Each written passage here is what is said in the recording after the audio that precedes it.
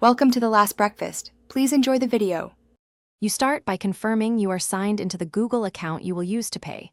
This ensures purchases link correctly to your profile. Next, make sure your debit card allows online and international transactions and has sufficient funds because many Play purchases route through global processors.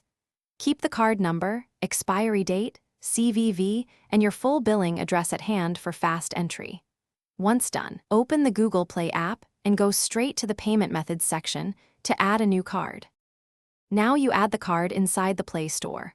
Open the menu, tap Payments and Subscriptions, then Payment Methods, and choose Add Debit or Credit Card. Carefully type the card number, expiry, and CVV. Errors here are the most common cause of rejections. Make sure the billing address you enter matches the address your bank has on file, as mismatches trigger declines. Once you submit, Google will attempt a small authorization hold. This verifies the card without charging purchases. To finish, complete a purchase or accept the verification hold so Google confirms the card. The hold usually drops off in a few days.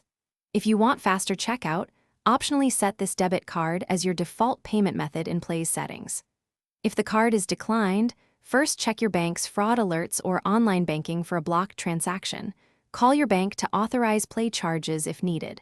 As a fallback, try another debit card or link a PayPal account to continue buying apps and subscriptions.